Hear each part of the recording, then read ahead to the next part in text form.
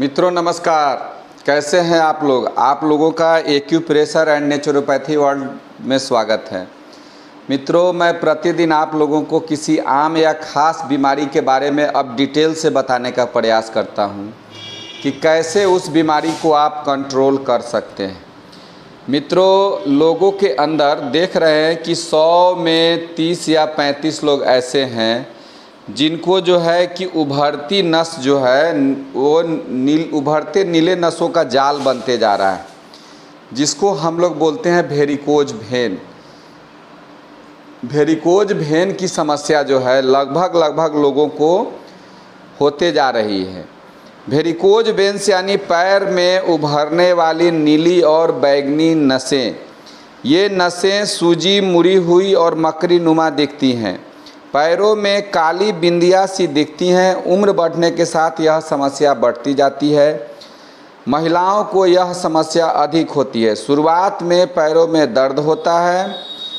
सूजन के कारण नसों का आकार बढ़ने और वे उभरने लगती है। अनदेखा करने से दूसरी नसें भी प्रभावित होने लगती है। चलने फिरने में तेज दर्द होता है और नस फटने का डर बना रहता है। हमारे शरीर में नीचे से ऊपर की ओर बहने वाले खून की संचार में कमी आने से ऐसा होता है।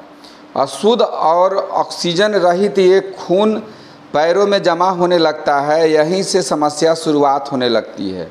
वजन बढ़ना इस समस्या को बढ़ा देता है। अधिक वजन बढ़ने से नसों पर दबाव पड़ता है। रक्त संचार बिगड़ने लगता है। कई बार नसों के आसपास खुजली भी होने लगती है। आराम तलब, शारीरिक रूप से सक्रिय जीवन शैली के अलावे देर तक बैठे रहना, खड़े रहना इस समस्या को बढ़ा सकता है। बढ़ती हुई उम्र के अलावा ऊंची एड़ी के जूते, तंग कपड़े इस समस्या को बढ़ाते हैं। गर्भावस्था और मासिक धर्म से पहले होने वाले बदलाव के कारण भी ऐसा हो सकता है। वेरिकोज वेन की कमी में विटामिनों की भी एक बहुत बड़ी वेरिकोज वेन होने में विटामिनों की भी एक बहुत बड़ी योगदान रहती है। शरीर के नसों की सेहत में इसकी खास भूमिका होती है। किसकी? विटामिन डी की। यह पोषक तत्व हड्डियों को मजबूत रखता है और धमनियों और रक्त की नलिकाओं के लचीलापन को बनाए रखता है, ताकि वेन से जो ब्लड का जो सर्कुलेशन है वह स्मूथ हो सके। लेकिन जब विटामिन डी की कमी होती है तो धीरे धीरे यह वेरिकोज वेन का रूप लेना शुरू कर देता है। विटामिन के हड्डियों की सेहत के लिए जरूरी यह पोषक तत्व रक्त के थक्के बनने से रोकता है और घावों को भरता है।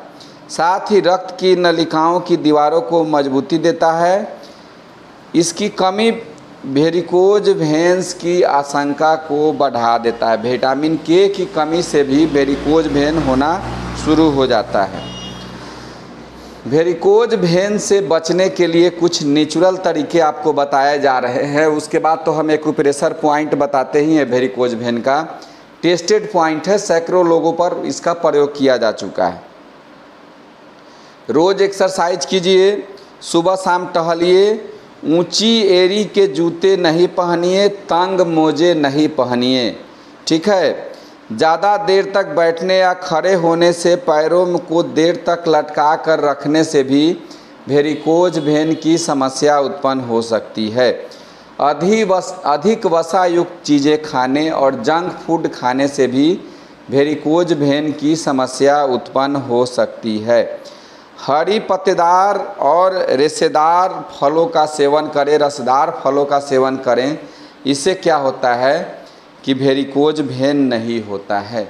वेरिकोज वेन के लिए आप जो ट्रीटमेंट करा रहे होते हैं उसको आप कराते रहिए। एक्यूप्रेशर के कुछ ऐसे बिंदु हैं जिसका आप प्रयोग करते हैं तो आपके शरीर के अंदर आप जो नीली नसों का जाल बन रहा है, बैंगनी नसों का जो जाल बन रहा है, वह धीरे धीरे कंट्रोल होना शुरू हो जाएगा।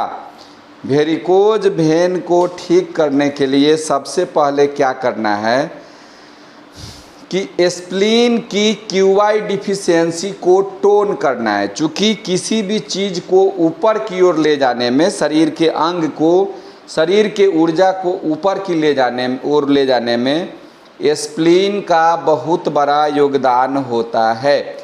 हमारे जितने भी अंग एक दूसरे से जो चिपके हुए हैं ऊपर की ओर जाकर, वह स्प्लीन के ऊर्जा के कारण होते हैं। स्प्लीन की ऊर्जा अगर गड़बड़ हो जाती है, उस स्थिति में ऊर्जा जो है, वह अंग जो है वह नीचे की ओर आ जाता है। चाहे जो ऊपर जाने वाली ऊर्जा है वह कम हो जाती है, जिससे जो है ब्लड का भी सर्कुलेशन नीचे से ऊपर की ओर अच्छे ढंग से नहीं हो पाता है। इसके कारण भी वेरिकोज वेन हो सकता है।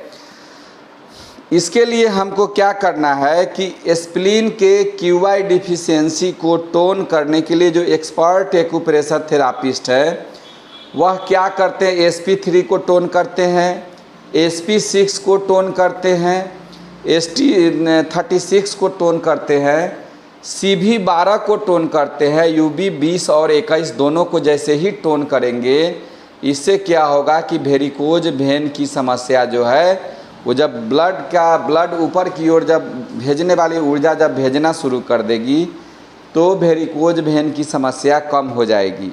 इसके अलावे क्या करना है हम लोगों को, एक बिंदु आता है SP9, ये जहाँ मैं लगा के बता रहा हूँ, देखिएगा ये वाला बिंदु, इस सब पर ध्यान नहीं देना, ये SP9 बिंदु है। इस पर हम लोग क्या करते हैं, एक स्टार मैग्नेट ऐसा आता है, उसको लेके इस तरह से हम चिपका देते हैं इस पर। SP9 को चिपकाने से क्या होता है कि यह ब्लड के कफ को कम करता है। जैसे ही ब्लड का कफ कम होगा हमारे शरीर के अंदर, वेरिकोज वेन की समस्या कंट्रोल होनी शुरू हो जाएगी। यह न सिर्फ ब्लड के कफ को कम करता है बल्कि पूरे शरीर के कफ को कम करता है। इसके बाद एक बिंदु है, देखिएगा यहाँ पर, ये जो आपको ग्रीन कलर लगा के बता रहा हूँ यहाँ पर, यह SP4 बिंदु है। इस बिंदु पर भी हम क्या करते हैं कि एक क्लस्टर मैग्नेट लेके ऐसे चिपका देते हैं चारों तरफ से, ठीक है। और उसके बाद हम लोग क्या करते हैं कि P6 बिंदु, यहाँ पेरिकार्डियम 6 बिंदु जो है, ये फर्स्ट लाइन से नीचे यहाँ पर होता है, देख लीजिएगा, यह P6 बिंदु है। इस पर भी एक क्लस्टर मैग्नेट चिपका लेते हैं। इसका प्रयोग हम दोनों तरफ करते हैं। इसके अलावा एक और बिंदु है स्प्लीन 6, ये देख लीजिएगा जहाँ मैं ग्रीन कलर लगा के बता रहा हूँ। इसकी ऊर्जा को भी हम क्या करते हैं, ऐसे लेके यहाँ पर भी टेप मार देते हैं इस तरह का, ठीक है। जैसे ही इसको टेप मारते हैं, ये क्या होता है ना कि हमारे शरीर का जो है, शरीर में जो असंतुलन होता है ऊर्जाओं का, वह कंट्रोल होना शुरू हो जाएगा और आपके वेरिकोज वेन की समस्या, थ्रोम्बोसिस की समस्या जो है वह धीरे धीरे कंट्रोल होनी शुरू हो जाएगी। आपको दोनों तरफ इसको करना है। जैसे ही इसको करेंगे आपको क्या रिजल्ट मिलता है मैं आपसे जानने के लिए उत्सुक रहूँगा। तब तक के लिए नमस्कार, धन्यवाद, जय हिंद, जय भारत।